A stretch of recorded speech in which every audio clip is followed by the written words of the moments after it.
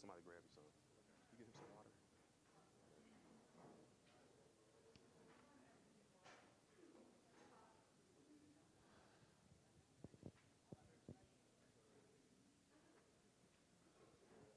Welcome. Welcome. I want to say good morning to everybody and thank you for taking the time out to be with us today to talk about this very important topic, exploring our spirit. It's definitely critical for us as members of the College of Ag and Natural Resources come together to create an inclusive environment for those regardless of backgrounds and beliefs. So today we have a very esteemed group of panelists. But before we get to the panel, what we're going to do is we're going to recap. As many know, this is day 2 of Exploring Our Spirit. So yesterday, 30 representatives from the college had the opportunity to visit several faith-based groups. So we're going to have a video to showcase and highlights our experiences yesterday in the East Lansing and Lansing community.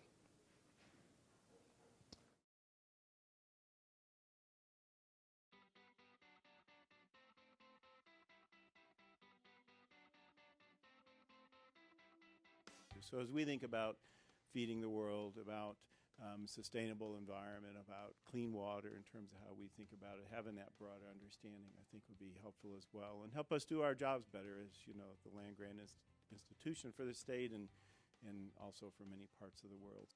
Our team has worked really hard, and the purpose of today's event is how can we better support and interact with people from diverse backgrounds. So again, I want to thank you, and I want to welcome you, and let's have a great day.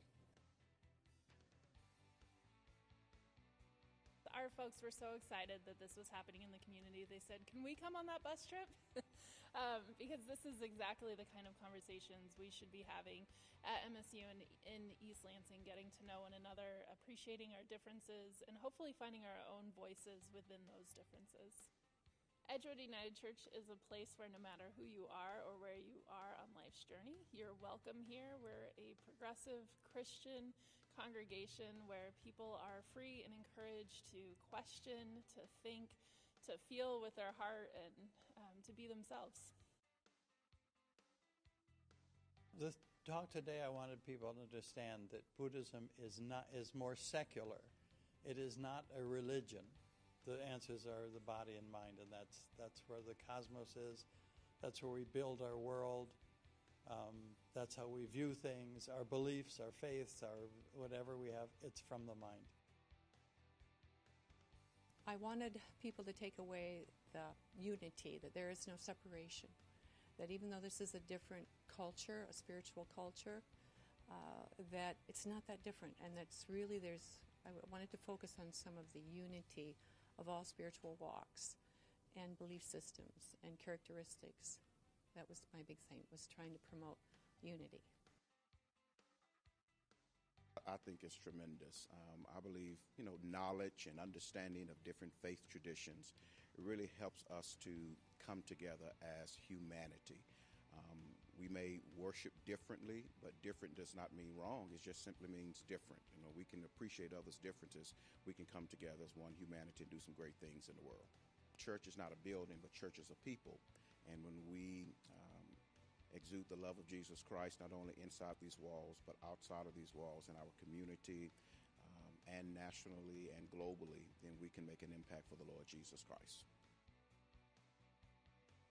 Well, I hope that everyone had, first of all, a really wonderful day looking at all these different houses of worship and learning a little bit about each religion and how we interact with other people and how we should interact with other people. And coming here today into the synagogue or into our temple, I hope people got a little bit of a sample of what Judaism's about, how we worship, what we believe, and that it's up to us all to learn about each other and make the world a better place by knowing more about each other. Oh, this was eye-opening. It was really nice because when you think of diversity, equity, and inclusion, usually the last thing we cover is religion. So this was nice, eye-opening to see all of the different religious groups and organizations. I learned a lot. I'm really excited for tomorrow's panel. And I think the one thing that I took away was we have some common things across the board that can bring us together and help make our organizations more equitable. And so it'd be nice to kind of explore that further. Think about how we can take this back in our work. Think about how it can be a more inclusive college, a more equitable college, and also in terms of how we bring diversity to the college.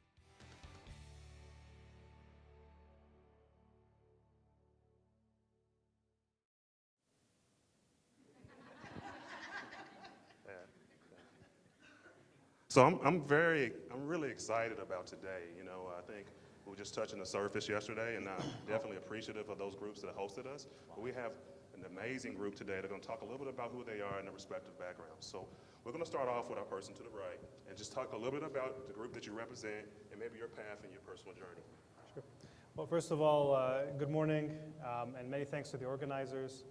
My name is Mohammed Khalil, and my parents are from Egypt.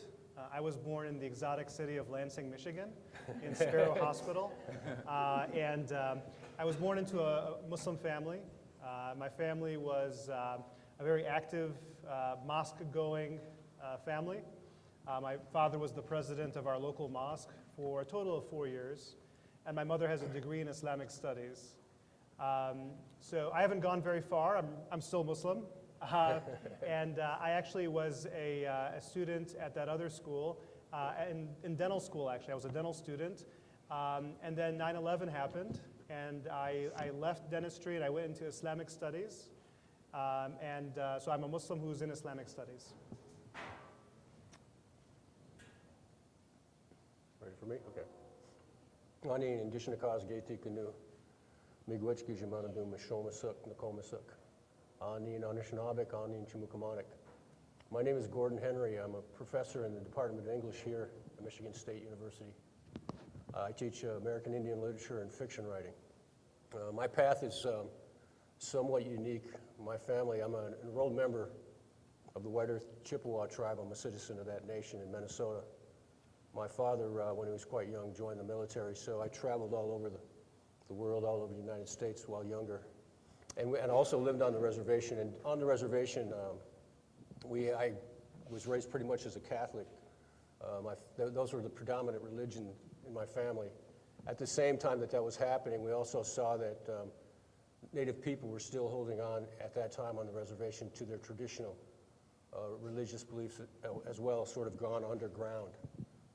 We didn't get religious freedom until 1978 in the United States, and so a lot of things that were happening on the reservation were still done underground. I remember my grandparents, great-grandparents would send me to church, and then when there was this thunderstorm, put out tobacco. So my path brought me back to traditional American Indian religions. I'm Anishinaabeg, so I can't speak for all Anishinaabeg people. I can't say anything about what they do. Practices of Anishinaabe people are varied between a variety of religions, Christianity, as well as traditional practices. And I can share some of my experiences with you about my life later. I was past a number of ceremonies, including a pipe ceremony, sweat lodge ceremony, and the bigger ceremony of the thirst dance. I don't want to say too much about that here, but be willing to share whatever you're interested in learning about. And I'm also thankful for this good day and this good life we've been given, and for my panelists here, and for all of you for sharing your knowledge and understanding of your beliefs with us, and also to the organizers. I really appreciate it. I could say more about a lot of this, but I'll just hold off for now. My name is Liz Miller. I'm the pastor of Edgewood United Church right here in East Lansing. And Edgewood is a part of the United Church of Christ, which is a progressive Christian denomination. We find our churches all over the country. I grew up in California in a UCC congregation, which is somewhat unique. Oftentimes people find the United Church of Christ as adults, but I was call them cradle to grave. And I grew up in a progressive Christian home where I was taught to really question and to form my own values and beliefs with encouragement towards Christianity, but with parents who said, you know, wherever you find your moral grounding and find spiritual meaning for you, that'll be fine with us. And that changed. My dad was a minister in the United Church of Christ until he became a born-again Christian when I was in high school, left the church, started his own church that was very different than the values and beliefs that he had raised me with. So I sort of said, I don't know that I want to have anything to do with Christianity or religion in general.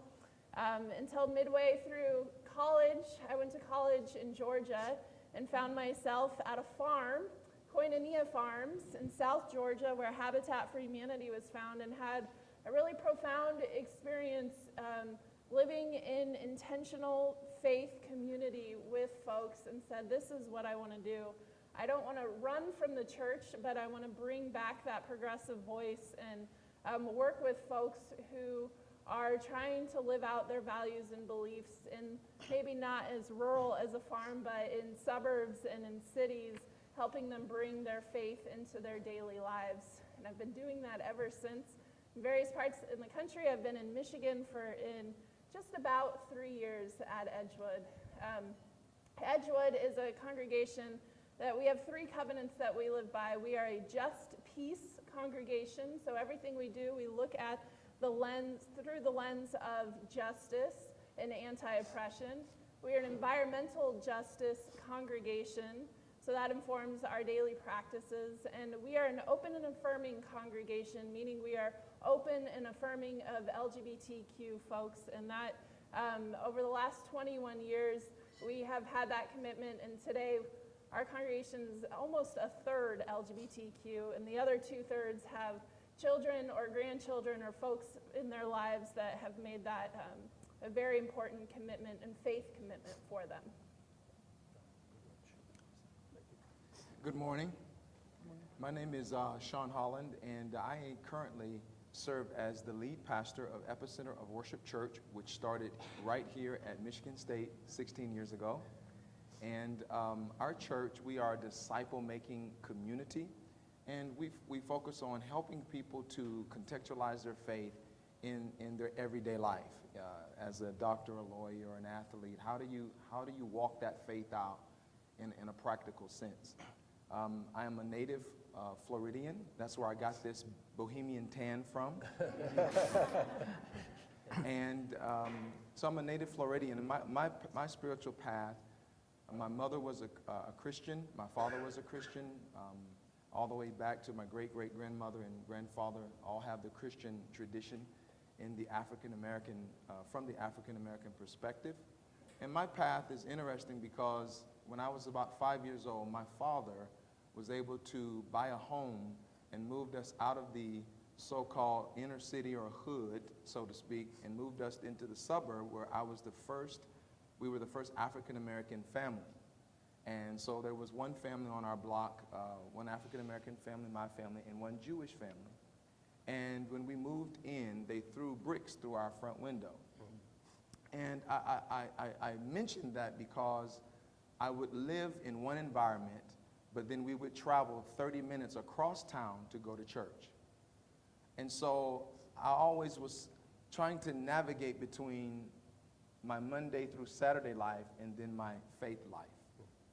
And so I decided that it just wasn't working for me. This wasn't practical. And I left Christianity. And at 19, I had a radical experience in my, rebellious or whatever stage you want to call it. And I saw some things. I had I don't know, it's very weird, just an experience where I saw humanity and I saw people for people. And it brought me back to Scripture. And what really touched my heart was the love of Jesus. And I started studying the Scripture, and at 19, I gave my life to Jesus and began to serve the homeless, began to minister. And so I've been in ministry for about 25 years. So again, thank you for having me. Hi, I'm Mark Reimers. Professionally here at MSU, I'm a professor in the departments of sound effects, not neuroscience and biomedical engineering. And I was actually born into an Anglican family, which is what Canadians call Episcopal.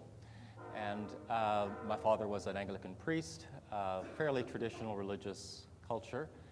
I followed my father when he, sort of like your father, became much more, shall we say, fundamentalist. He joined a charismatic group when I was a teenager, and I followed him into that, and that was my religious experience as a teenager. Then coming to university, I think like many students here and other places, running into, say, for example, evolution or geology or a variety of other sort of scientific perspectives on many of the sort of foundational stories that I'd been told, I realized that I couldn't continue to believe the things that I had been taught. So I left Christianity, but then over the next decade or so found my way toward humanism. And so I'm, in some sense, representing the Mid-Michigan atheists and humanists. I'm a humanist leader here. Again, like the Anishinaabe people, humanists and atheists are a very diverse group. In fact, if you get 10 humanists in a room, you'll have 11 opinions on any one topic. So I can't speak for everybody. I'm perhaps more what you might call a religious humanist rather than a secular humanist, and that I believe that the values that have been espoused by a lot of the religious leaders, such as the Buddha, such as the Hebrew prophets, such as Jesus, are worth taking very seriously today, but we live 20 centuries after many of them made their most trenchant comments, and I think we have to adapt to the modern world. So insofar as humanism can be considered a sort of faith in some sense, very loosely, we certainly believe in knowledge, we believe in science, and we believe in revising our opinions. We also believe in justice. We're not entirely sure what justice is, let's face it, but we're trying to understand how can human beings flourish, and what can we learn from the wide variety of traditions, both among the First Nations and among the established civilizations of the world, about how human beings can live together well. I'm Michael Zimmerman. I am the rabbi of Congregation Kehillat Israel in Lansing. This is a Reconstructionist congregation. We're a small movement in Judaism. I'll say more about that in a few moments. I guess putting all this together, I'm reminded, I live very much in the past, and so my wife and I were watching an episode of West Wing recently. Remember West Wing? And it was striking that there is a part where a Catholic priest was preaching to the president and told what was one of our proverbial Jewish teaching stories / jokes. And now that now I find out that the humanists have appropriated the famous line, 2 Jews, 3 opinions. I can see really what a global village we're all living in. I also see that you have learned something about Judaism from my friend and colleague, Rabbi Amy Bigman, yesterday. And if everything I say today will probably make you say, is this really talking about the same religion? So yes, we are definitely, like all traditions, very complex and diverse. I grew up in a liberal Jewish home. My parents were active in a synagogue, but I would not really call them believers. My mother was a Holocaust survivor. I was born in 1948, so the trauma, the memories was still very much alive then.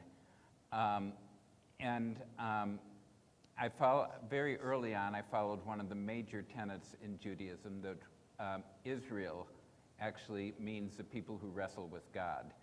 And I became a God wrestler very early on. And in high school, I followed a path which really is much closer to Marx. I was not so much a secular humanist, but a very passionate and devout atheist and follower. I was a pacifist and follower of Bertrand Russell.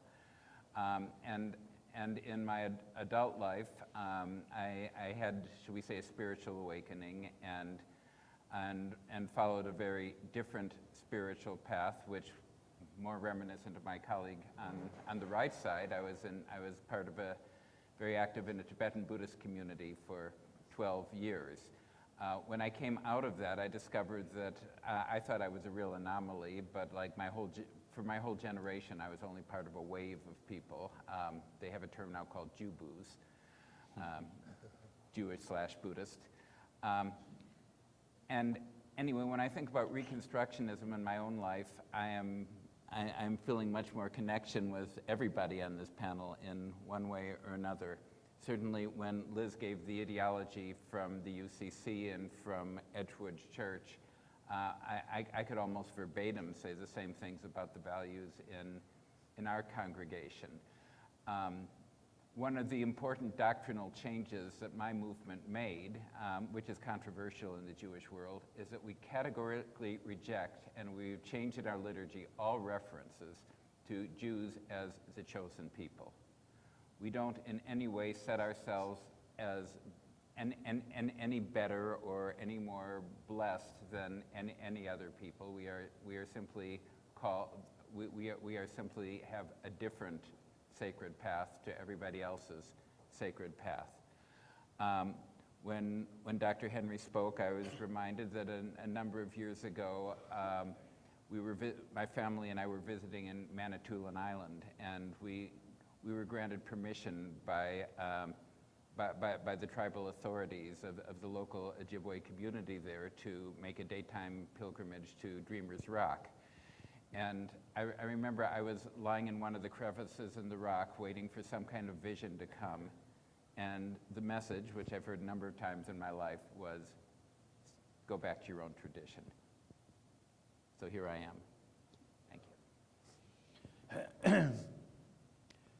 My name is Ajahn Kemasanto. I was born in Midland, Michigan, and pretty sort of middle-class family. My mother was Irish Catholic, which we found out later she was not Irish at all. She was Scottish. She didn't even know that. And my father was an atheist. And but I grew up going to Catholic school. So I was taught by Sisters of Mercy. I don't know if anybody else has been to a Catholic school. It's quite an experience. Whack, the ruler, right? So I went to church every day of my life except for Saturday, because we had to go to church before school every day. And then we had to go on Sunday as well. But I have no revelations. I was a very, very unreligious. I was born an atheist. Never, ever believed. This is from the time I could remember. 5, 6, 7 years old, I never, ever believed in any religion at all. And then I met, through books, there was a National Geographic book called Religions of the World, and they had one of their little books was on Buddhism. So I read that, and wow, I really liked that, even though it was pretty awful and not representative. But I didn't know. I mean, then I looked for Buddhists, and that was impossible. There were no Buddhists. I was born in 1948, same year. Oh, wow. And there were no Buddhists then. There were no temples. And think about it. No temples in America. You couldn't find a monk. And then in 1956, I think it was, a Sri Lankan monk went to Washington, D.C. and rented an apartment on 15th Street, and that was the first Buddhist temple. It wasn't a temple, it was an apartment.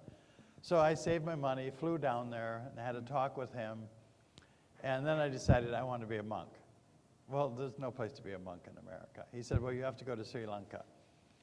So I got a passport without my parents knowing. I got a passport and I got a ticket, and I ended up in Thailand, where I spent the next 32 years. So from the age of 19 to 1999, I lived in Thailand. And so I basically grew up into an adult in Thailand, and it's kind of made me see the world maybe in a little different way. But what I thought was Buddhism was not Buddhism. It was just my ideas of what Buddhism should be. But now, after all these years and being the age I am, even the past 5 or 6 years, I understand what Buddhism is. It took all those years. And throwing out ideology, no, this doesn't work, this doesn't work, this doesn't stand up to scrutiny, because that's what the Buddha taught. It was the original scientific method. If you don't know, don't believe. If you don't know, don't say that you know. And there's a lot in Buddhism that is like that. that we consider, many religions consider very important questions, but Buddhism considers not important questions. So it's much more akin to humanism and atheism. It is all about body and mind. And this is what I keep saying over and over and over again. And the Buddha said, you know, if you understand your body and your mind, you will understand all bodies and all minds. Minds work alike.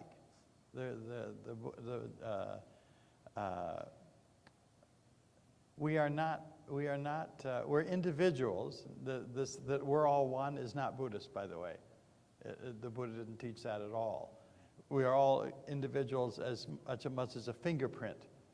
And so the mind is like that as well. But in Buddhism, as I said the other day, we have no nouns, only verbs. So whatever we believe, that's how we act. We act that influences our actions, and the Buddha was only interested in our actions by body, speech, and mind. So the entirety of his teaching, the Dharma, as we say in America, but it's Dhamma in the language I use, that Dharma translates as either the nature of things or truth. Those are the two, not doctrine.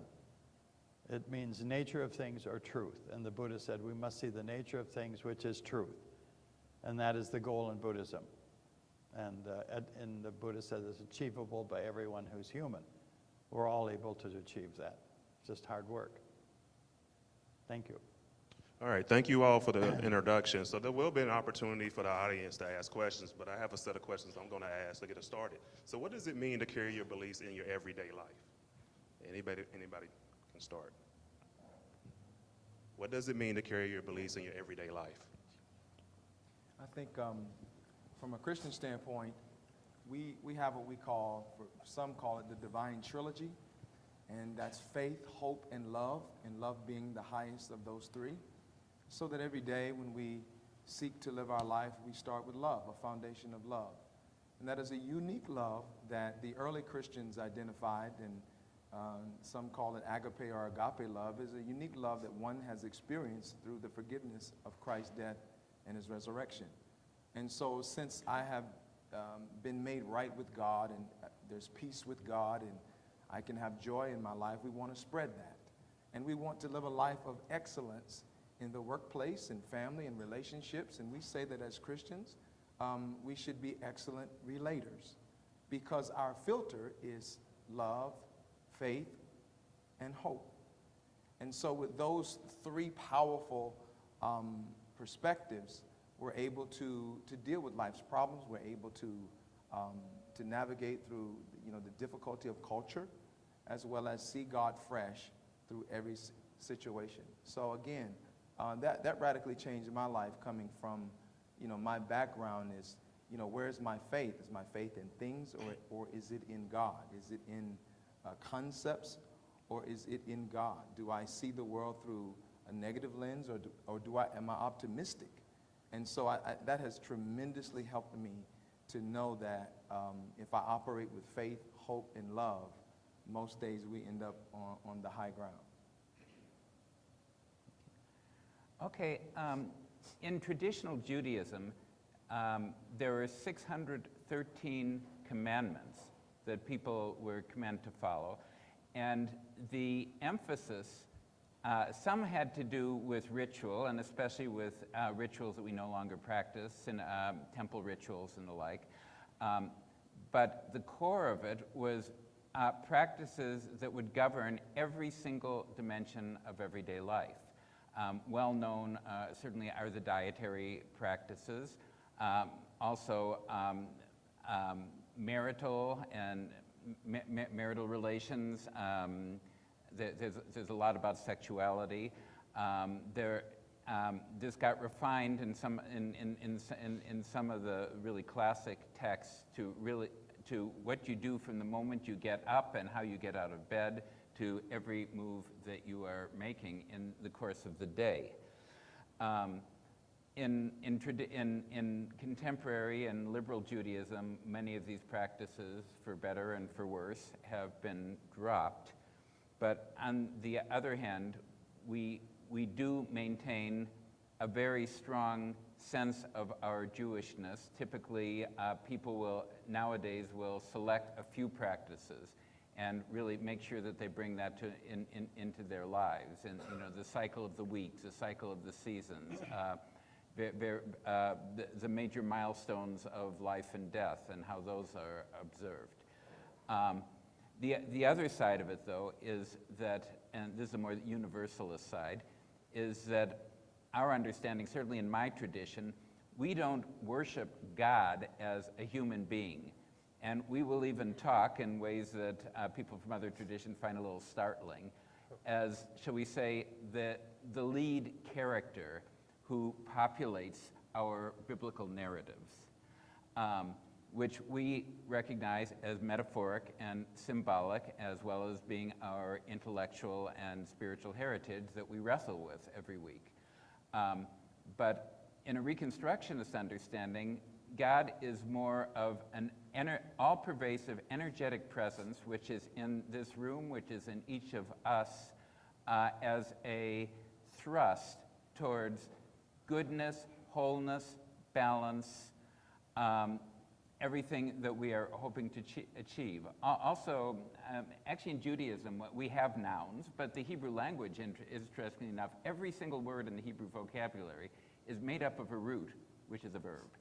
And we also have this very, very strong emphasis on action and being in the world and seeing our purpose as human beings, as Jews. What we were brought onto this earth to accomplish is what we refer to as tikkun olam, or the repair of the world. So that basically everything we do, we want to be conscious of how that is going to bring the world into the direction that it needs to be moving, and that we sincerely believe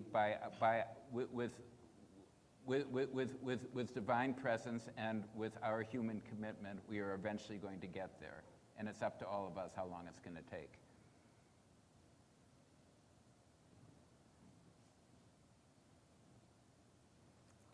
I would say ditto to what Pastor Holland said, and very much agree with that. And I would just add that so in Christianity, we're constantly as Christians seeking wholeness through God, and healing in our lives through God. And for us, or in my tradition, we lean into the image of the body of Christ, of every one of us having a different role to play, but you need every member of the body of Christ in order to form that whole body.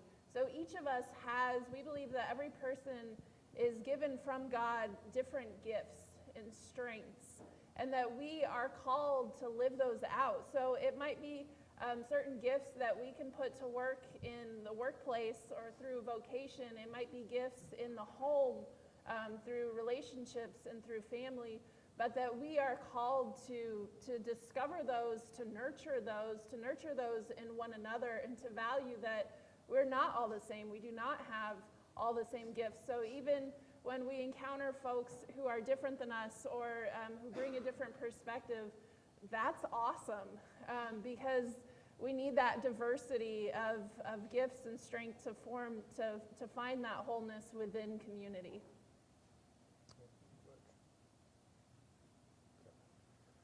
Well, as I think about this question of carrying beliefs, I also think that sometimes we're given practices and ways of life that allow our beliefs to carry us.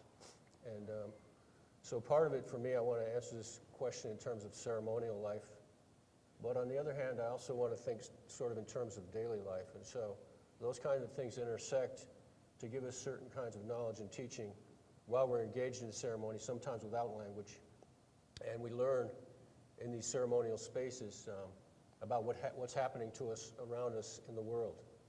And so one of the things that I learned in one of these ceremonial spaces, the one I'm most familiar with, I've been practicing for 35 years. In 1994, an elder passed on the thirst dance ceremony.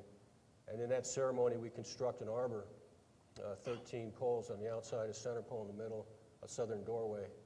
And most people, when they see this structure, they will not understand, I don't think, and I didn't for myself for a long time, understand that it's built around an organic kind of relationship to calendars and seasons.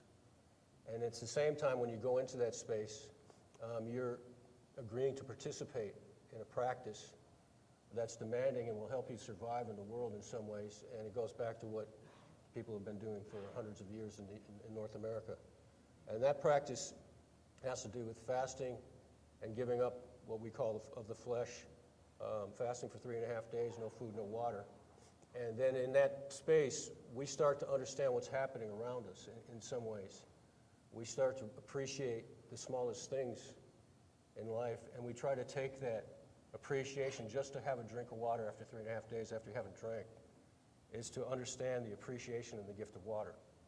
And in that space, the elder who passed this on told us that there are 4 things that you should learn here, very similar to what everyone said here. Spirituality, love, respect, and unity. And so there's that we try to bring into our life. In the Anishinaabe tradition, we call it Mino Bimadizwin. That means we try to live a good life. And we try to extend that good life out to other people. We're in a plethora of relations with the world. And so we always want to try to be aware of those relations. For me, the problem is, if I could speak in this way, is that we're very much creatures of habit. And so sometimes our habits of mind, habits of practices daily, habits of whatever we're doing professionally, sometimes compromise our beliefs. And we have to then revisit and sort of reconnect, re-energize. Maybe this isn't true for all religions, but just in my experience. And so that good life, we have to keep reminding ourselves of that. I want to just also briefly go back to what back in the 80s, way back before many of you can remember, perhaps. Some elders in Canada were working with university people, and these university people came to these native elders and they said, well, we just want to know what's true. And so they started making a list of things that they thought might be true, and worked with the elders, and the first thing the elders said was wholeness, that everything's connected. And once you understand that everything's connected, then this might change your beliefs, your spiritual perspective in some ways. It's hard for us to see that wholeness. The second thing they said, I won't go into all 12, don't worry. The second thing they said was everything's changing. And so even as there's wholeness, there's always change around us. And that once we become, more attuned in some way, if that's the right way of saying it, don't want to sound like, I'm better than anybody else, and the elders didn't either. It's just a way of expressing something. Is that once you understand the way things are changing, then you can see that there's patterns going on around you as well, of decay and rebirth, of integration and disintegration. And then, and that's how change happens. And so they shared this, and they also said there's visible and invisible realities that we're always surrounded with. These are just the beginnings of what we're talking about, but the ceremonial life that we're engaged in helps us to understand these kind of things. We forget about them, we get worn down, then we have to revisit and find the energy to try to live that good life that I'm talking about. So that's all I have for now. Well, one idea that's emphasized in Islamic sources is the concept of taqwa, which means God consciousness. And this is the idea that one should do their best to remember God, to be aware of God. That's why Muslims are expected to pray. Practicing Muslims will pray typically 5 prayers a day. They'll fast in the month of Ramadan. And the purpose of these things is, again, to attain God consciousness. And when we think about the concept of God, and by the way, the term Allah is just the Arabic word for God with a capital G. If you pick up an Arabic Bible, you'll see Allah is the word used for God. And when you look at the concept of God in the Quran, or the Quran, we see that almost every chapter is preceded with Bismillahir Rahmanir Rahim, in the name of God, and you can translate the next part any number of ways. The Beneficent, the Merciful, I like personally the Lord of loving mercy, the Bestower of loving mercy. These terms, Ar-Rahman and Ar-Rahim, they come from the word Rahim, or Rahma, which means a loving mercy. And it's actually related to the term Rahim, which is the womb of the mother. And if you know Hebrew, this probably sounds familiar. Right. So it's the term for loving mercy. And so there's this idea that a Muslim should attempt to be a source of loving mercy, and not just to their family, not just to friends, not just to fellow Muslims, but to all of humanity. Rahmatan lil alameen, a source of mercy to everything. But life is hard, life is challenging, and so there's also this idea that one should have sabr. Sabr is an interesting word. It has a double meaning. It means both patience and perseverance. And a couple of other things that come to mind is that life is short. This is something that's very clear when you read Islamic sources. It's emphasized, life is short, life is short. And so there's this idea that one should take advantage of every opportunity they have. And one should complete their tasks. So there's a famous saying attributed to the Prophet Muhammad, which says that if you are planting something and the end of the world comes, it arrives, finish planting what you're planting. And so those are values that I take, that I use in my own life.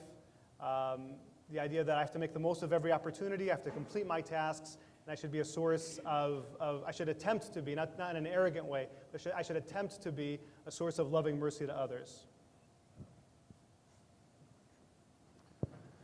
So I'm a little bit envious hearing all of these other traditions talk about how much sort of explicit guidance they have about social relationships. We've heard about love, we've heard about mercy, we've heard about healing the world. And frankly, I would have to say that contemporary humanism is rather weak on our sort of human relations and responsibilities to each other and to our world, which I think we'll come to a bit later. That's partly, I think, a reflection of the sort of Enlightenment context in which it developed. On the other hand, I think there are roots in the humanist tradition, particularly the Renaissance humanist tradition, which asked us to draw upon the best examples of humanity throughout history to both inspire and guide us in our behavior. So I, personally look not only to people like Jesus or Muhammad as perhaps exemplars of either moral pithy statements or as exemplars of how to put together a just society, but also to traditions around the world, particularly Confucius ideals about what constitutes courtesy, how do you deal with people in who are not your intimates, but are not necessarily your colleagues, and of course many of the First Nations traditions around the world which emphasize a sort of fundamental justice.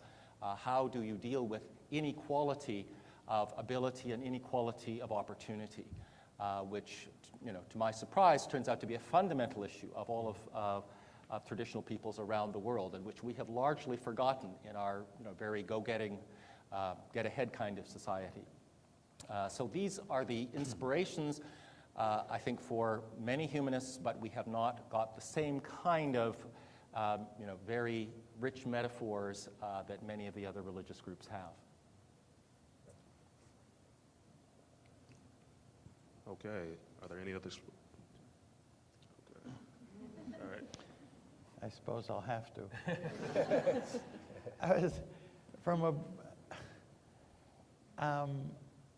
The question was, how does Buddhism affect my daily life and how? Well, the Buddha's injunction was to see reality as it is, and I'm very tempted to read this because the Buddha says it much more. It's a very short paragraph, but this is how the Buddha came to his enlightenment and how we are expected to deal with the data and the beliefs and faiths and all, et cetera, of everybody else. So he was talking to the Kalama people, and they said, look, every Tom, Dick, and Harry holy man has come through here and said they're right and everybody else is wrong. We're doubtful. We don't know what to, and the Buddha says, uncertainty has arisen in you, what is doubtful, because you should be doubtful.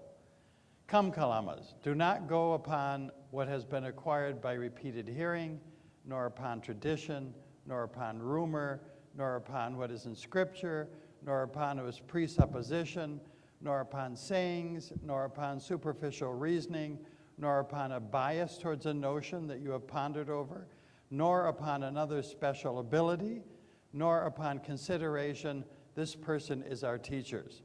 Columbus, when you yourselves know from direct experience these things are unskillful, these things are blamable, these things are censored, undertaken and observed, these things lead to harm and ill, then abandon it.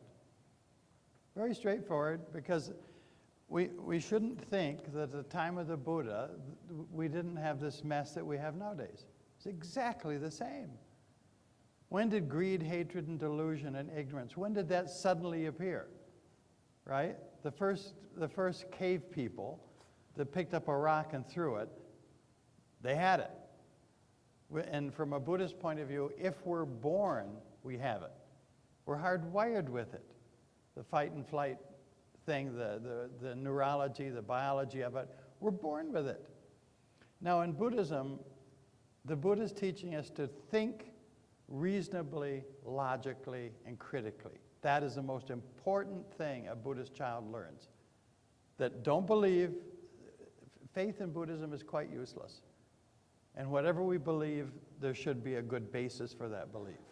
So the convictions that we have should be based on some kind of evidence, some kind of proof, some kind of... And what is it that we can see that never ever changes, is always true?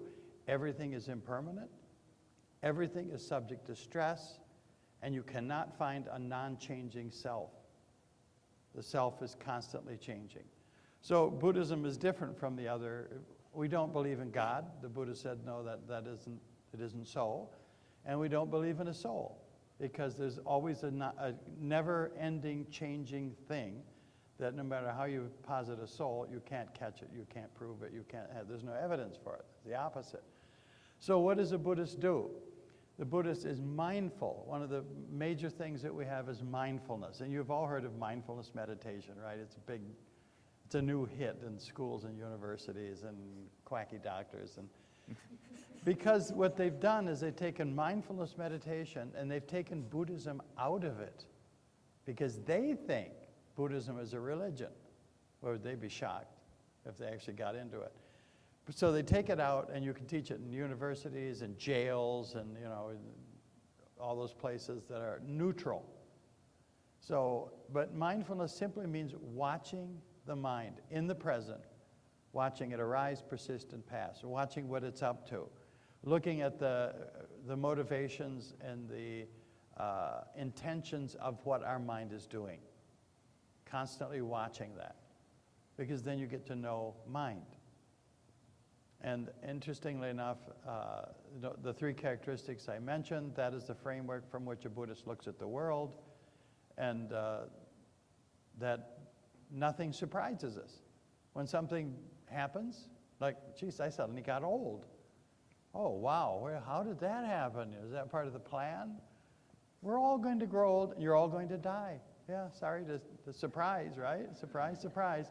No, it's not a surprise. You'd be a fool if you were surprised by that. This is the nature of body.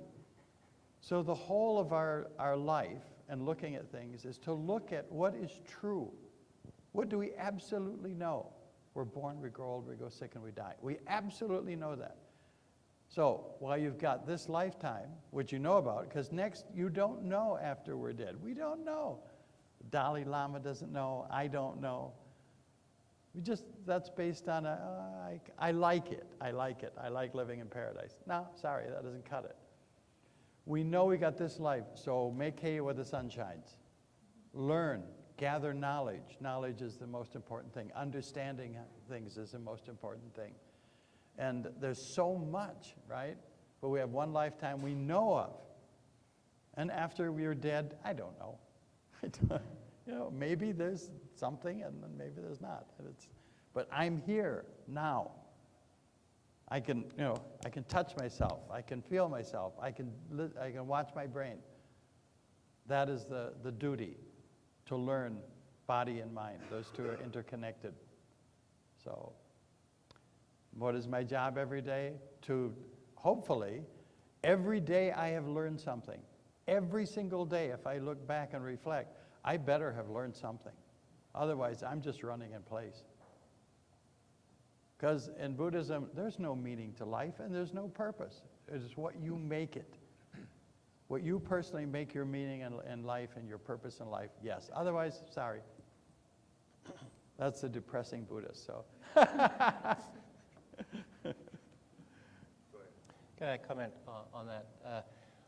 You know, you've touched on the impermanence of life and the fact that, you know, your tradition, perhaps more explicitly than most traditions, really emphasizes empirical knowledge and disavowing doctrine, even though it may be what people have believed for thousands of years. Yes, and I'm struck by that. That's a fundamental issue for all religious groups, and you know, it's something that I think humanists have wrestled with as well. Is we have so much new knowledge coming in and so much new technology. How do we adapt, you know, what is best from the past to the both new complexities of new demands of a more complex world, but also to take into account the new knowledge we have. You alluded to, you know, the fight or flight response, and I think, you know, you talked about cave people and what they might be doing, but of course, as I think we've found out only very recently, it's more or less normal for chimpanzees to murder each other. The death rate of adult male chimpanzees by murder is about half. That is, if you were a 20-year-old chimpanzee, you have about a 50% chance of making it to 40. And the most common cause of death is murder. So that's an important fact for thinking about our human nature and our human, you know, what we can and cannot do with ourselves. Not that we are chimpanzees. Bonobos don't have the same high murder rate, but they also have a very different politics and a very different ecology. So perhaps if we want to cut down on some of our violence, we might learn from the conditions which bring violence to chimpanzees and mitigate it among bonobos. So these are the kinds of new ideas that no religious tradition has had a chance to really engage with, because most of these things were not known or even imagined even 1,000 years ago. So how do we incorporate new knowledge into our the best of our religious traditions, and how do we deal with the increasing complexity of society, our fundamental questions? Right. So everybody start thinking about some questions, because I'm going to ask one more question, you know, then we're going to go to the audience. So you talked about knowledge and understanding. So we obviously know there's a lot of myths and misconceptions out there about your particular groups. So could you please speak to those misconceptions about your particular group, or what do you feel like you wish people knew more about your particular group? Anybody can start. Well, I'll start again. I think the thing that is so remarkable is that Jesus did not announce necessarily a set of rules or a religion, but a kingdom. And I think oftentimes as Christians, we are misunderstood, and what we presented to the world is a worship service where people raise their hands and they play music, and it happens in an hour or an hour and a half on a Sunday morning or a Saturday. But that is not what Jesus announced. Jesus announced God's kingdom, a new reality for all people to find a different kind of life. He simply says, I come to give you life and more abundant life. And what he was talking about was not quality, but not the quantity of life, but the quality. Jesus announces a kingdom where God reigns, where all people are welcome and all people are equal. And this is why we see Jesus spending so much time with women, because women they weren't even considered, you know, first-class citizens. I mean, they were subpar. And so Jesus spends time trying to show us that even in God's new economy that I'm announcing, women must be brought up. Discrimination must go away. We must see people as children of God. Whether you agree with their position or not, in this new kingdom, it is a spiritual kingdom where you can find a different kind of life, and you now connect to what my colleague said, this body that there are gifts flowing back and forth. It's just a new reality. It's a phenomenal, phenomenal message that I think we've missed. And I'd like to set that record straight, is that Jesus didn't announce this church that we see where we just sing and we have kumbaya. No, this is a dynamic, moving, relevant kingdom where all people can find life.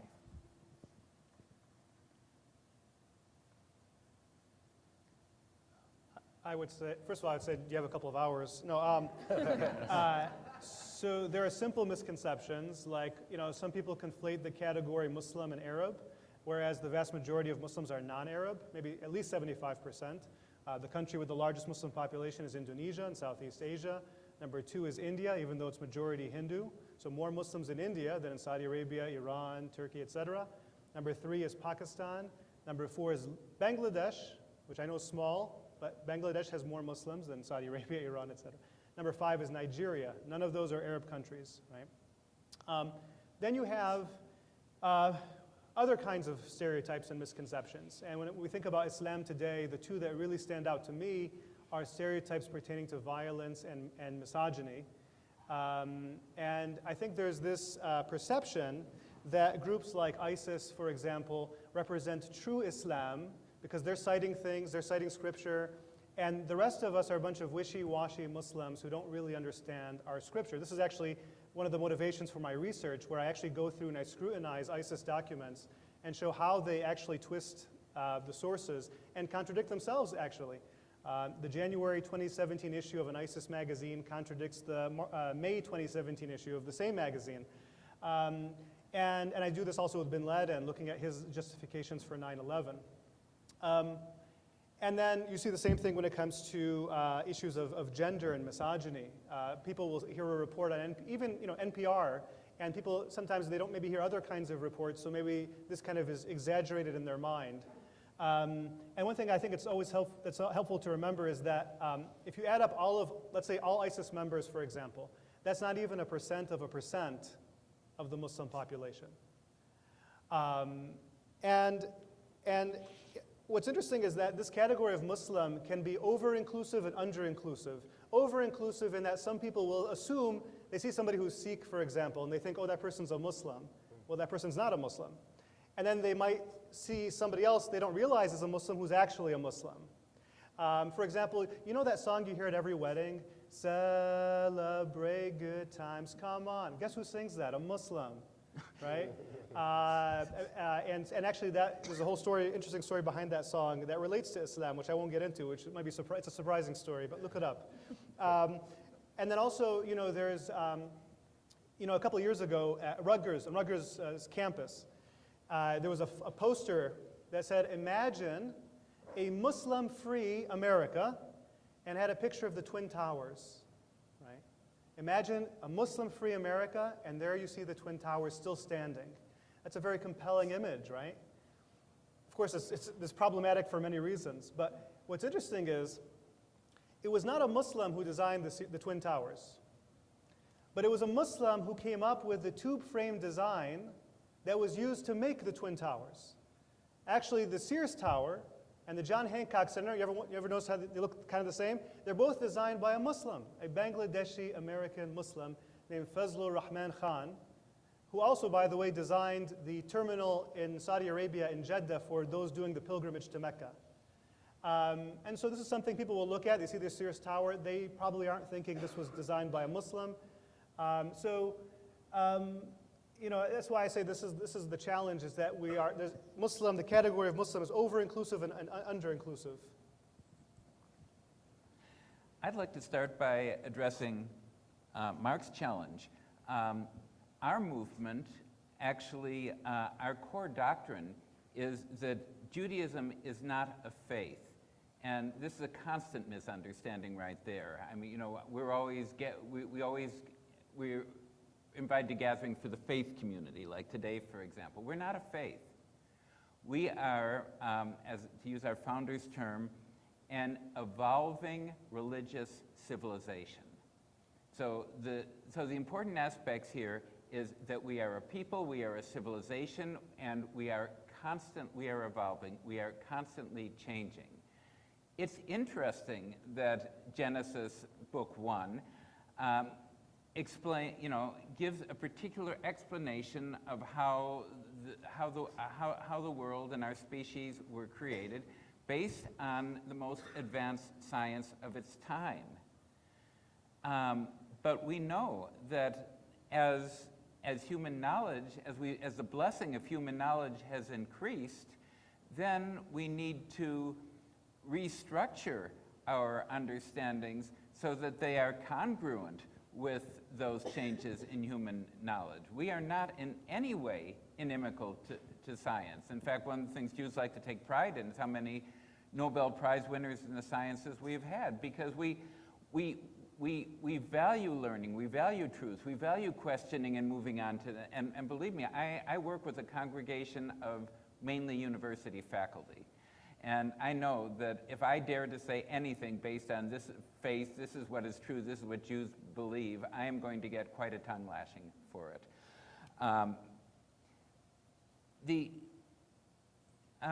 The other thing is, like, in terms of, the most obvious stereotype, Jews are people who come from, our ancestors come from Eastern Europe, we like lox and bagels, we have a certain sense of humor, and we use a lot of Yiddish words and things. At the moment, at least, 40% of the American Jewish population are people of color who do not come from Ashkenazi or Eastern European backgrounds. There, too, there is a lot of misconception. Typically, if an African-American person comes to a synagogue and is clearly Jewishly knowledgeable and the like, people will then, because we have our stereotypes too, will say, oh, when did you convert? And there are African Americans living in the United States whose ancestors have been Jewish probably longer than my ancestors have been Jewish.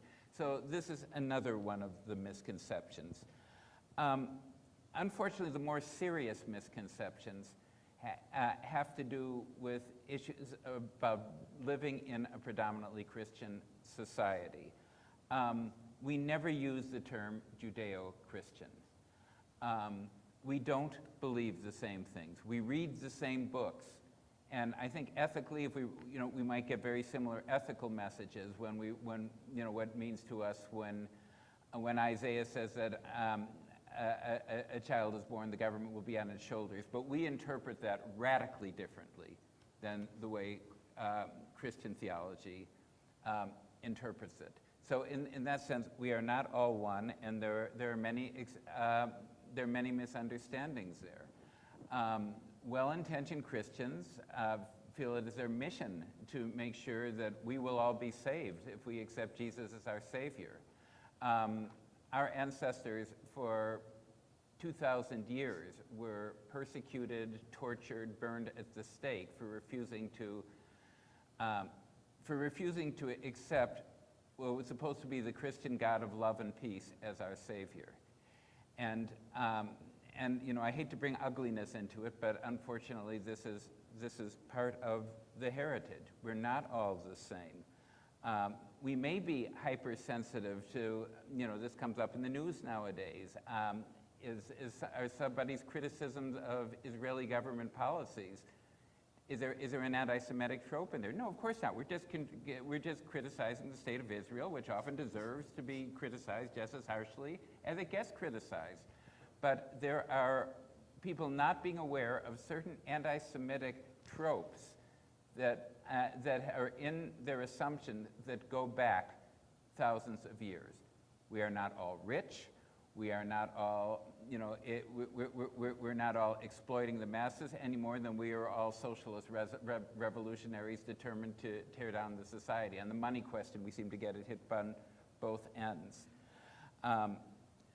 So this is something I could also go on for a long time about, but I would only invite people when encountering your Jewish fellow students and colleagues and people you deal with to let go of the pre-assumptions, and I'm sure this is the same with someone coming from any tradition, but to ask to have fewer assumptions and a lot more curiosity and questions.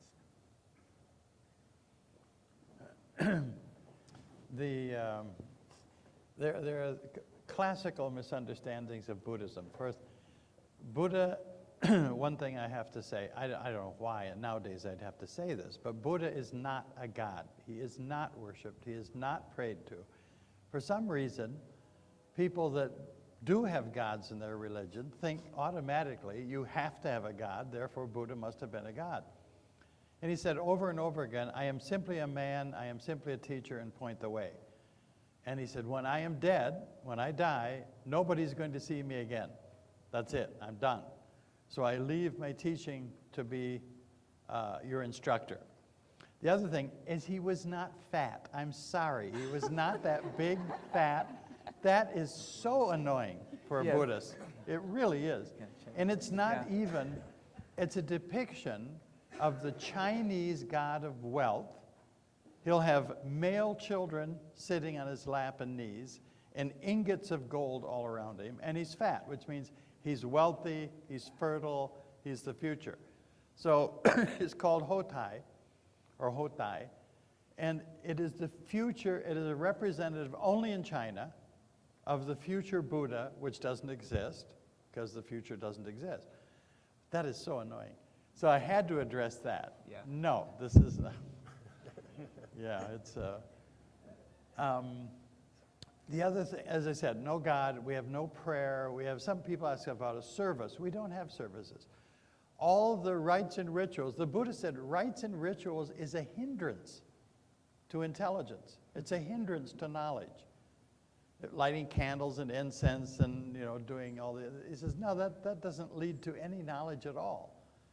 If you think, and this is probably step on a few toes, but you know, I don't care, I'm a Buddhist monk. If you think prayer works, that is a hindrance. Right. Because it is your, you know, I'll pray for Granny to get her cancer. No, it's not going to work. Do it. You take them to the doctor. You actively search for a way to correct something that's wrong. You don't ask for it to be corrected, because this is a rites and ritual. And this is what the Buddha is talking about. He says if we depend on rites and rituals, if we believe on magical incantations and special magic things that turn crackers into whatever. I was Catholic, so. Anyway, so Buddhists are stuck in a world that is stark. But the Buddha, the First Noble Truth, you know, things are subject to stress. The Buddha is addressing, he's not saying there's no happiness. He's simply saying that's not the problem. The problem, every single religion on earth that has ever been and ever will be is because of dukkha, because of this First Noble Truth, because of stress, pain, suffering. Otherwise, there would be no religions at all. In fact, they're founded on suffering. There's sacrifice, there's suffering to cure suffering. So the Buddha says, look, that's what we have to deal with. The human condition, suffer. We suffer. We suffer. We suffer because we don't understand. We suffer because of our own minds. We suffer because it is wired in a certain way. We are biological organisms.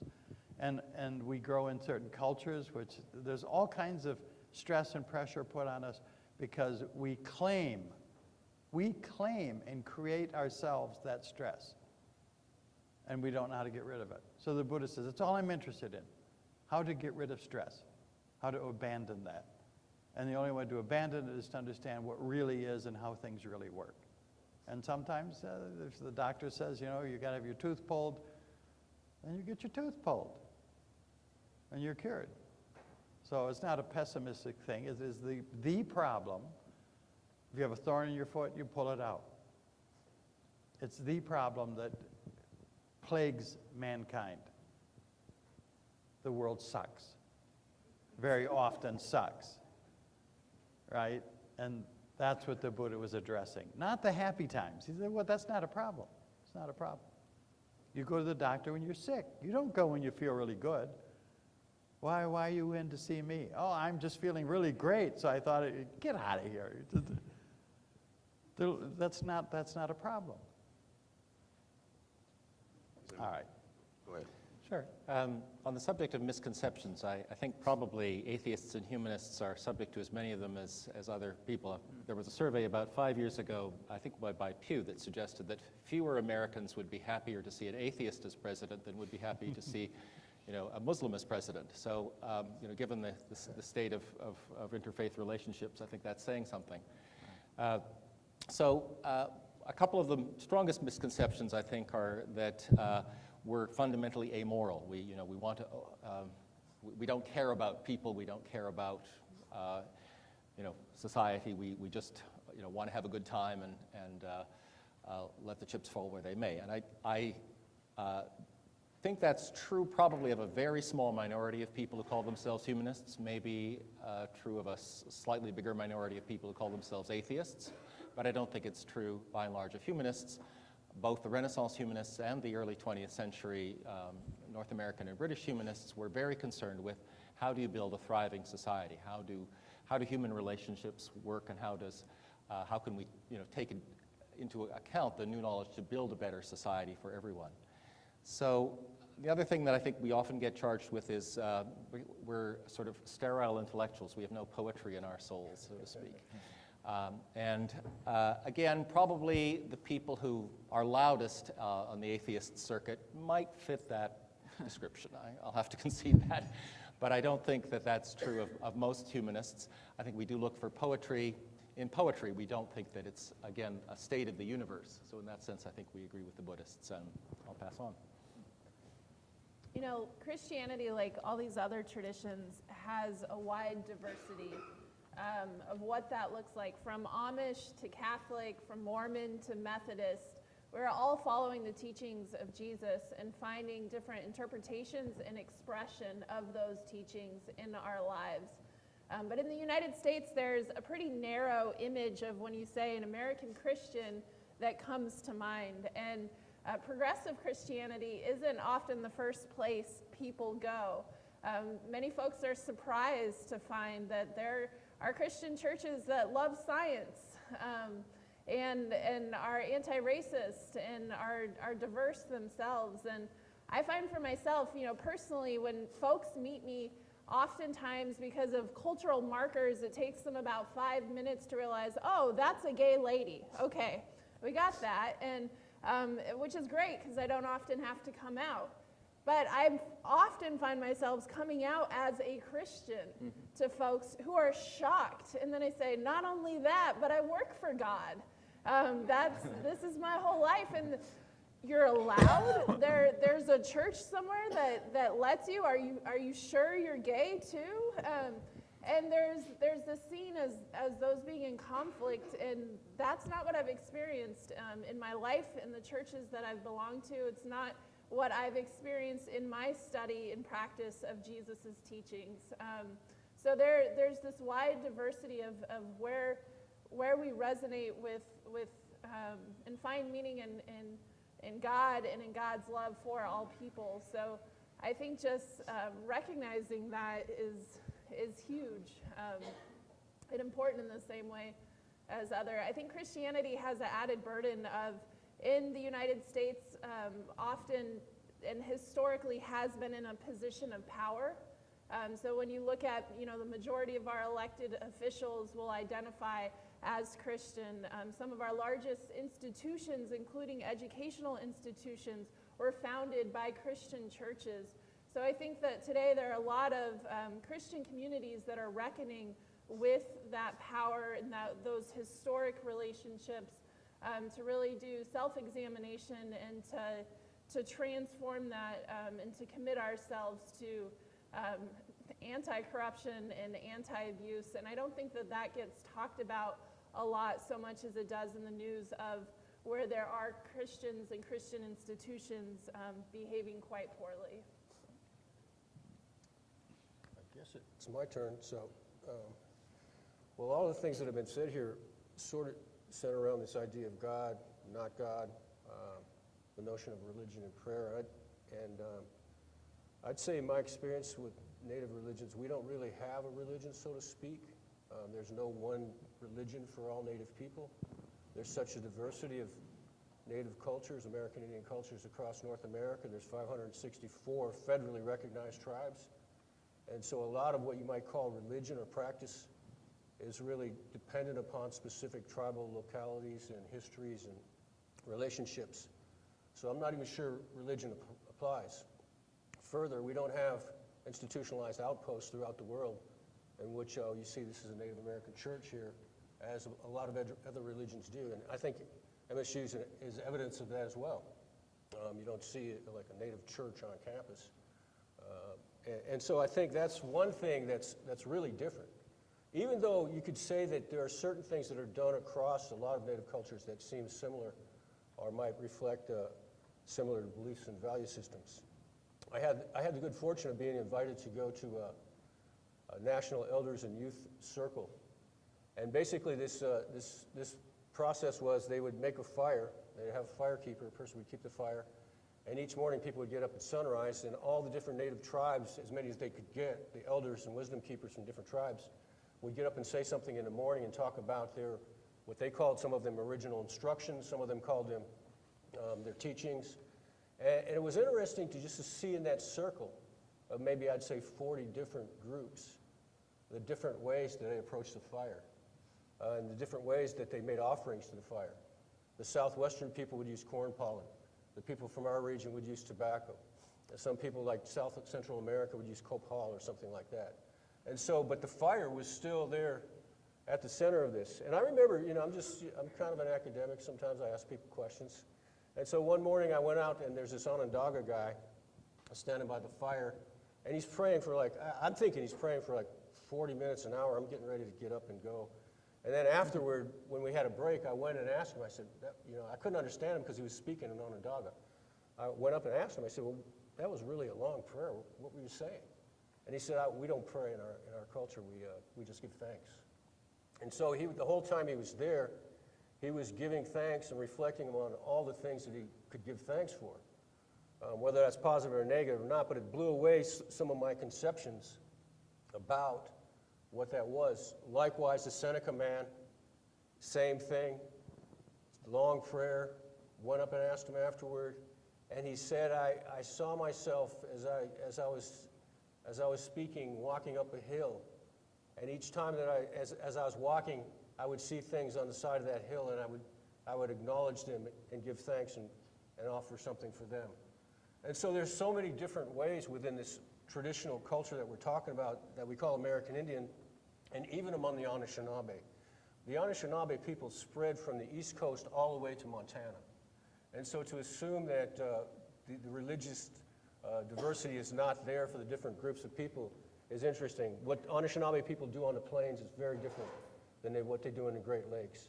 In the Great Lakes, you might say, perhaps amongst a lot of Anishinaabe people, the traditional Medewan society that goes back, some people say, to pre-contact, is still part of the culture. It went underground for a while.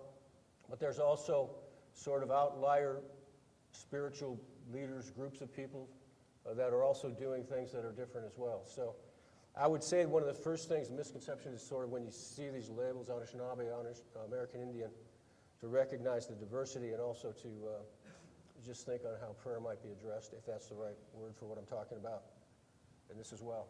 So I'll just leave it at that for now as well. All right, so thank you. So now let's turn to the audience. Do we have any questions?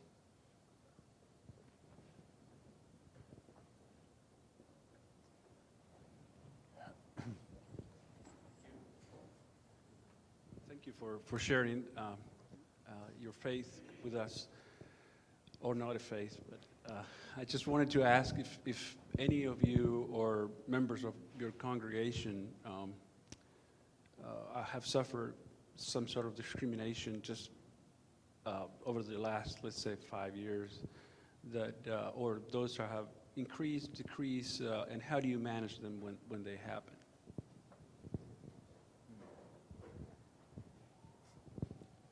Well, I'll say that I personally can't say that I've experienced anything extreme, but I know that many on this campus have in the last 2 years, 2.5 years.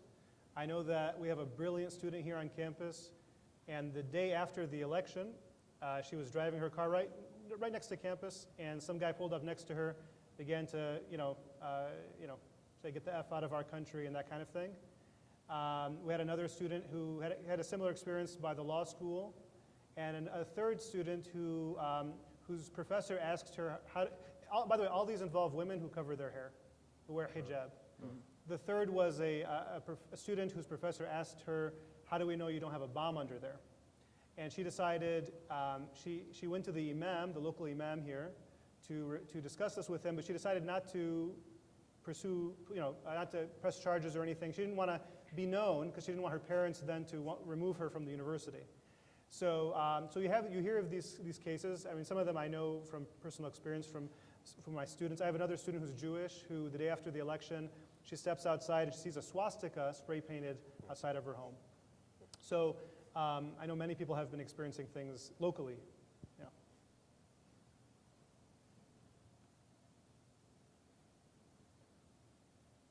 Well, as an African-American Christian, that's just a part of our lifestyle. I mean, that's, we could be here all day long talking about discrimination and what we experience from a race and color perspective. But, even more deeply now, there are certain cultural taboos and hot spots, and many Christians they don't feel like they're welcome in certain spaces because you've got mainstream Christianity and you have people who say that they're Christians, but they really don't follow Christ. Mm-hmm. So that's another misconception, right? And so, a lot of times we get mixed in with a lot of the hate actions that we see coming from Christians. And, what I've heard from even students is that professors will indicate that Christianity lacks intellectual heft and that, leave that on the outside, like it's weak, it's watery, there's no heft to it. And so many Christians do not feel that they have the space now to be actually open and honest about what they believe and to talk about it without there being, repercussions on many different levels. And so it's very difficult for me to talk about because it's a way of life in America for many African Americans and just minorities, Hispanics. And so how we deal with it, again, is that in God's kingdom, everybody has the same footing. We're all one, and we have to rise to the occasion, and we have to show people what this really looks like. And so we need you to have faith, and we need you to keep pushing, and we need you to keep doing your best, and do not lower your standard based upon what's happening around you. We are in the kingdom. It's a higher reality, and that's our calling. Dr. Khalil has already mentioned the kinds of ugly incidents that are happening, certainly against Islamic students, probably primarily, to an increasing degree in today's political climate against Jewish students, and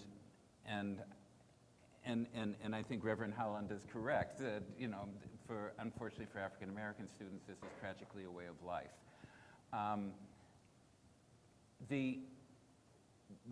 This is all very complex stuff, and it is probably more political than my congregants are very comfortable in my saying, and probably more political than the Office of Diversity wants me to be talking about too.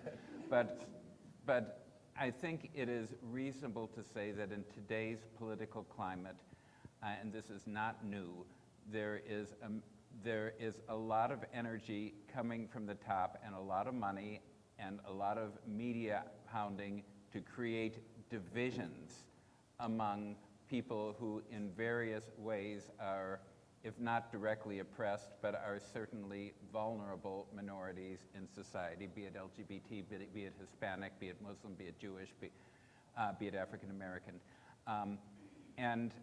And we swallow the bait. And I think this is the biggest risk. I think it is tragic that probably the situations where Jewish students have reported being the most vulnerable on campus have been when there have been the demonstrations for boycott, divestment, sanctions against the Israeli government, which I think it's a valid grievance. I think the Jewish community as a whole has reacted very badly to it, but I think we have completely fallen into the trap of creating walls where we need to be building bridges, where we have, and this is where I think we have to all educate our own people not to swallow the bait. To be Jewish doesn't mean that you're Bibi Netanyahu's biggest fan. To be any more than to be Muslim means that the stereotypes. It's just much more complex than that, and we're only hurting our own causes by not not standing up together. And I think the strength comes, and this has happened repeatedly on campus. I know that Muslim studies and Jewish studies have done joint programs together along with the Muslim Student Association and Hillel, the Association for Jewish Life on campus. And I think the main thrust on this campus has been a very healthy one, supporting diversity. For LGBTQ Christians, the biggest discrimination that we face is from other Christians. And, you know, it's certainly not just a Christianity problem, but we tend to have the loudest microphone. So in my congregation, when we have visitors, it's probably about a 50% chance that I'll end up hearing a story of someone who has lost their family when they came out, or been kicked out of their home, or have committed their whole lives to living out God's love in the world, and then came out and were told by their pastor or by fellow church members that God doesn't love them, or God only will love them if. And that is, it's a regular occurrence. It's part of our narrative. And so we have a lot of work to do within the church to heal those wounds and to change the narrative. A lot of our folks find more comfort in interfaith spaces where we can celebrate our differences and honor those differences rather than condemning each other. Yeah, I don't know if your question is just specifically related to what's happening on campus. I think there are spaces that are safer or less contentious, I guess you could say, for Native people, but no doubt there are certain areas of the country, as you've seen with the No DAPL pipeline, where Native communities are under attack from outside by government, whatever, economic forces. Even voter suppression was going on in North Dakota. And so those issues are always there, especially on borderland kind of res communities. And there's always, of course, issues of our youth in the public schools, the kinds of histories they are taught, the kinds of things they learn. There's still the dropout rates are high. Things are getting better. We're starting to do more language immersion, but I'd say the same issues are there. And I'm not sure, it's just, there's a part of me where I wanted to go to the last question as well, because I think the question seems to be like, how can we make this better in an institution? And I think, from what I'm hearing from a lot of people, maybe not everyone, is that we just got to be more appreciative of the kinds of gifts that we want to recognize across culture and acknowledge the gifts that other people bring into our communities. And the system of reward we have now within the community, the university, it doesn't work for some of us. And we don't need the reward because we're going to do this stuff anyway. But the part of it is just sort of being invisible in those kind of reward contexts that are structurally developed within institutions like this. And I think that it's starting to change a bit, and this might be the ground floor, but for me, that's always been an issue. And you don't see many Native students on campus. We get these nice little land acknowledgement notes when people talk about being at MSU and so forth. But what does that really mean? It's like, okay, yeah, we took your land in the past and now we're using it. Okay, and you're here.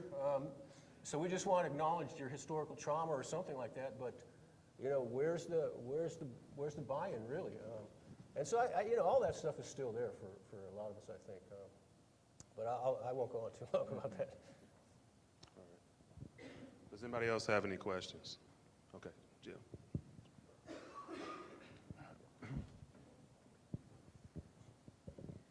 So many of us in the room either work with students or we work with stakeholders or constituents or extension stakeholders.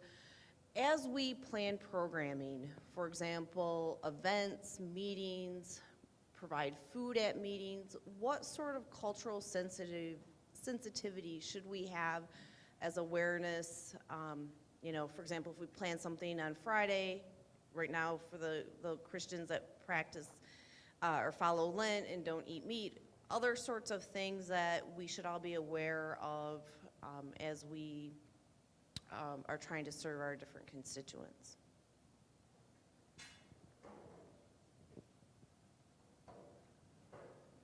So I can do short work of the Buddhists, nothing. Don't worry about it. You're never going to get, oh, I won't eat this, I can't eat that, it can't be Friday or Saturday or Sunday. We don't have days like that. We don't have, there's just, no.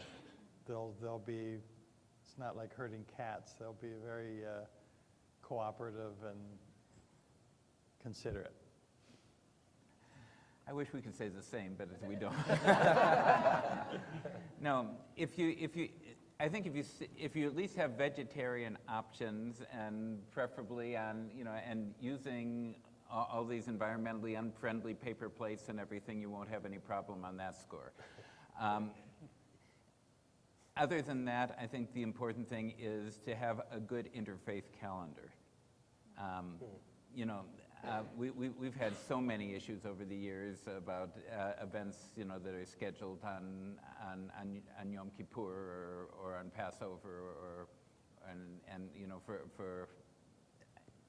for other traditions, it's the same. So I think those are the main things.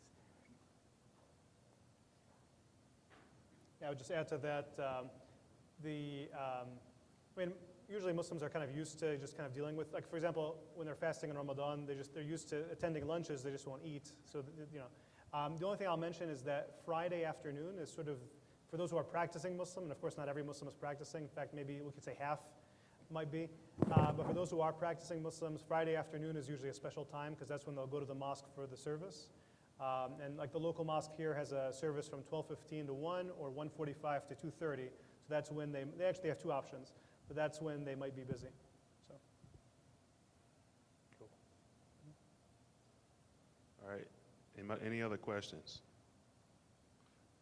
Kat, you have one?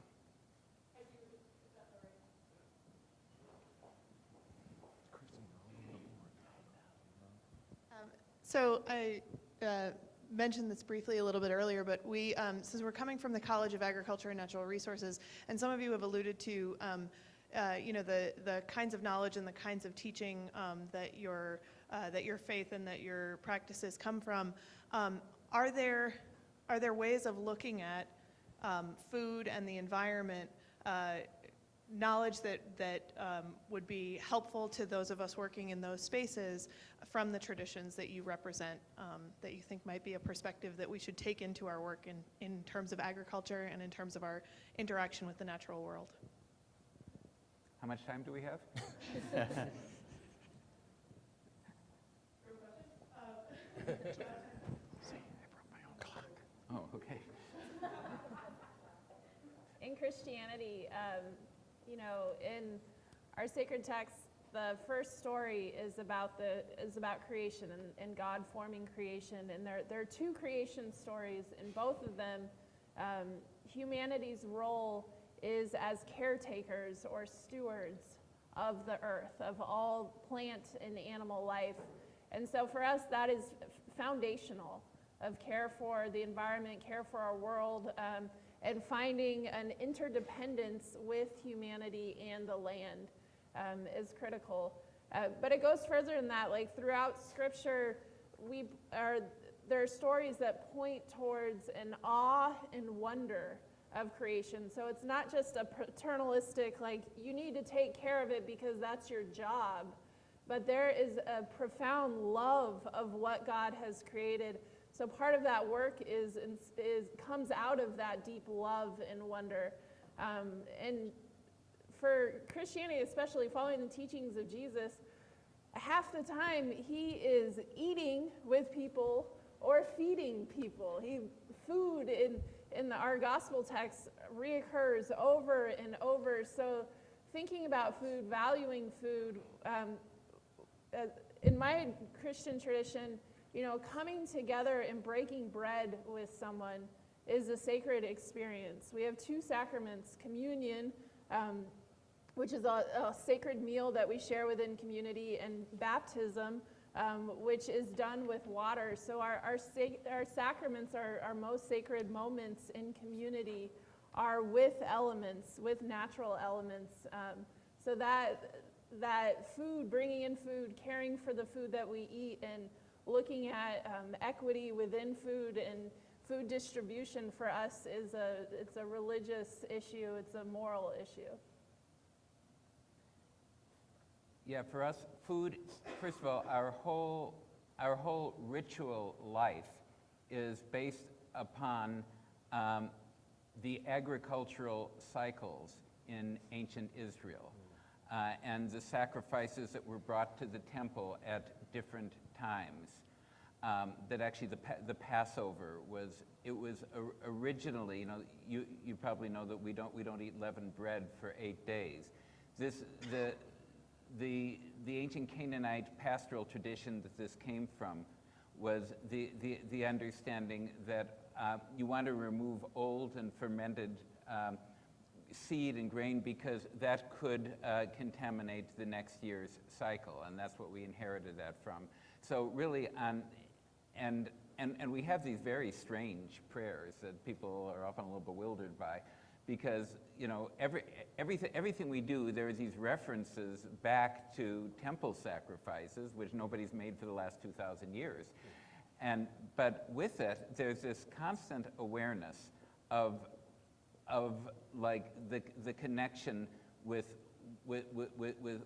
land, with agriculture, with harvest. That's the first piece of it. Taking it to the next step, food at all levels is taken very seriously and is very sacred. We are told that we are supposed to give 100 blessings a day, and probably at least 60 or 70 of them are around what we eat and what we drink, so that we're always being aware that we're sanctifying. The rules that we have that are very difficult and very arcane about not mixing meat and milk, and the contamination could happen in all these different ways and everything. We believe nowadays that this probably came as a way to take a pastoral agrarian society where meat was the staple of people's diet and make it hard to do. So that every time an animal is slaughtered, it is also is being sacrificed. That there is a connection between the food, between the livestock that we grow and the food we consume. It's not wrapped in nice little packages and picked up off the supermarket shelf. Then in Leviticus, there's a whole fascinating passage on like the connection between food and social justice. That first of all, when we take a Sabbath, the land takes a Sabbath too. Every 7 years, there's the land is allowed to go fallow. This is before they knew about rotation of crops. But during that time, people still could take whatever was coming up on its own to live on. When food was being grown the other 6 years, one was always supposed to leave food at the corners of the field so that those who need to glean to survive could have enough to eat. This is connected again with some very radical understandings about that we don't own our land at all. Every 50 years, the people who had to foreclose, who had to go into debt, lose their homestead, were able to return to it.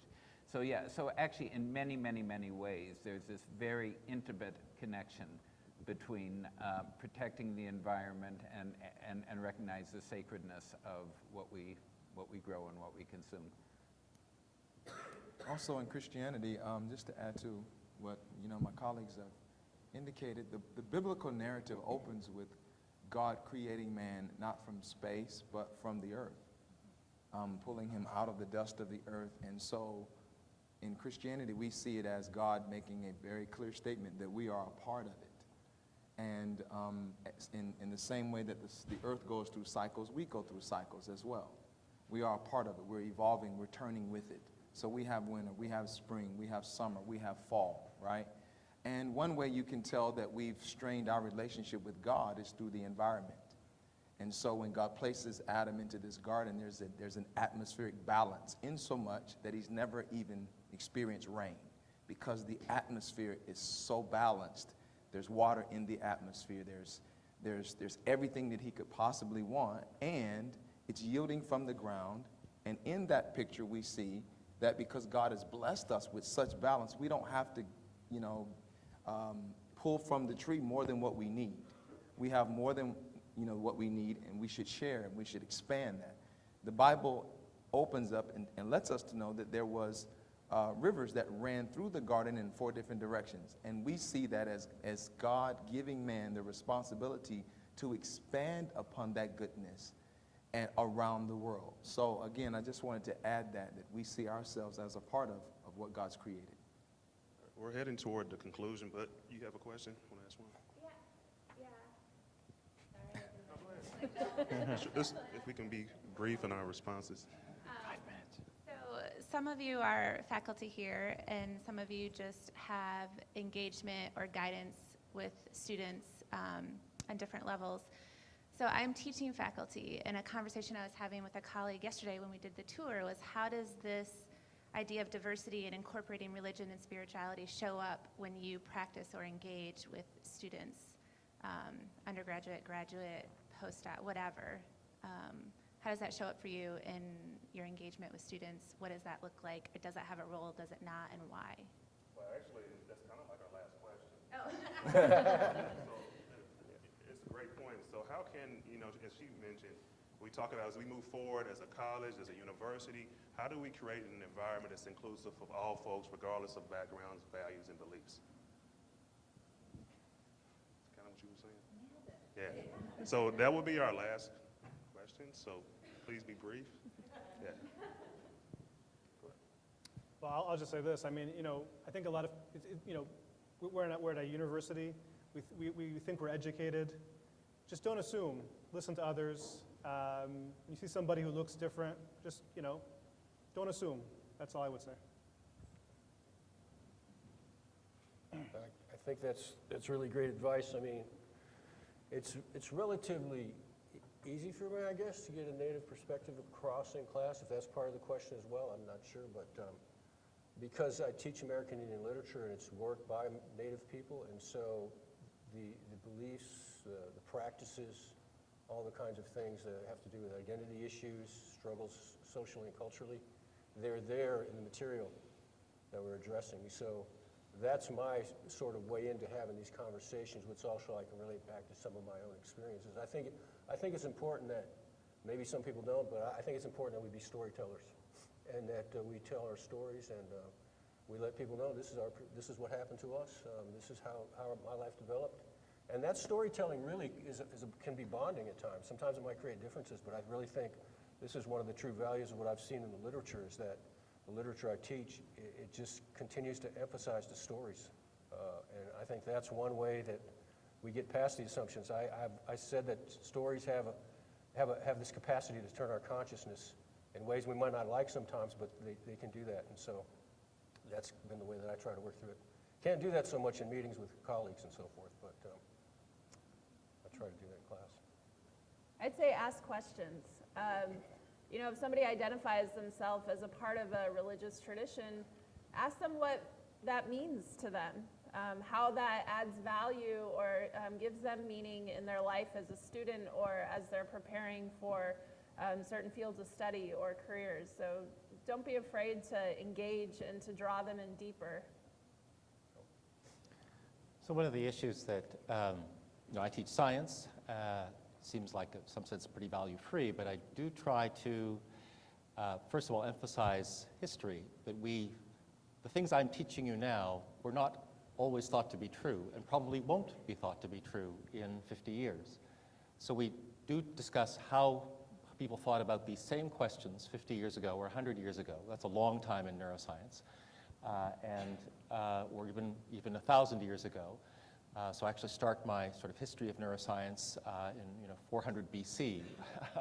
So and the point is not to laugh at the people who had what we would now regard as misconceptions, but to say how smart people with the same brains we did, could look at their world and perceive it so differently, and see what seemed to them to be common sense.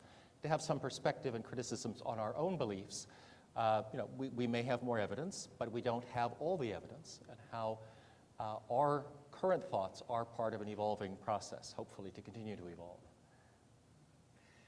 The most often repeated phrase in the Hebrew Bible, in our Torah, the first 5 books of the Bible, is remember that you were a slave in the land of Egypt.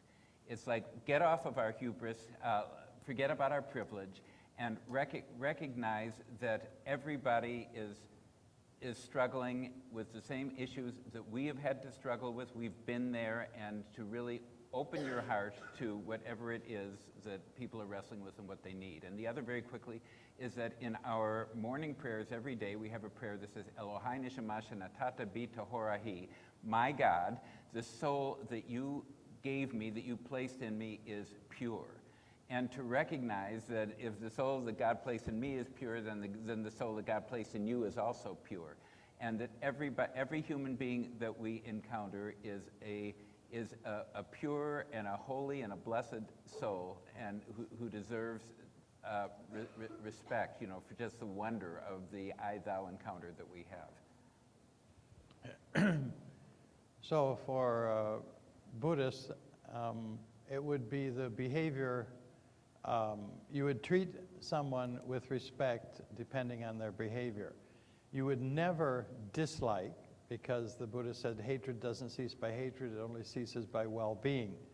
You wish well, even to animals. I mean, Buddhists can't kill any animals, even bugs. And so we are to develop this wish of this loving kindness as a form of meditation. One of our meditations is on loving kindness. So, but the Buddha said, don't hang around idiots. It's very good advice. If someone gets drunk, if they lie, if they cheat, if they're untrustworthy, don't hang around them. Don't dislike them. And a belief system, whatever somebody believes, it doesn't matter. It's their behavior that matters. So they can believe in Loch Ness monsters, abduction by flying saucers, and Bigfoot. That's a good, I like Bigfoot. And I hear this all the time, actually, because we get a lot of flaky people at our temple. But that's okay. And I say, well, what does Bigfoot do for your life? What does abduction by flying saucers do for your life? That's what matters, right? If they believe that, and then they're up on their roof flashing a flashlight communicating with aliens, that'd be a problem. But otherwise, whatever people believe, it's how they behave. And never return a behavior that's negative. You just have loving kindness for it and move on. Don't hang around them. Oftentimes, as humans, we want things that we can't afford. And sometimes we want diversity, but we've not counted up the cost of diversity. And in certain spaces, diversity costs something different. And as a faculty member, you might have to take a portion of your influence and use it as a wedge to open a door, to crack a window. And so, like, who would want to be deemed as being anti-Semitic or anti-Islamic or anti-Muslim or anti-gay? But for some reason, it's okay to be anti-black. So when we talk about diversity and we talk about celebrating spaces, if we're going to stand for the Jew and stand for the Muslim and stand for our LGBTQ community, then why are we left out so often in the understanding of who we are as a diverse group of people? So I just wanted to really lay that out gently and to say, you might have to just be honest with yourself and say, what we want right now, we're not willing to pay for. It's too expensive for me. I had a white colleague of mine, and he asked, well, how do we, pull it together? We had a service where we brought black church and white church together. And so it was an amazing experience. And so what were the next steps? And I said, well, from white culture, it's to continue to sing together. And we've been doing that for a long time. But if you really want this, you're going to have to sit down and ask, how much is this going to cost of my reputation, my relationships, if I really want to be Sean's friend? And I think that is the discussion that we're not willing to step all the way into oftentimes. And we make it clear to people that, to have a relationship with you and to fully enfold you into this space, it costs too much. So we're gonna lean out of the process. All right, so definitely, and I excellent statements made by everyone on the panel. So let's give our panel a hand.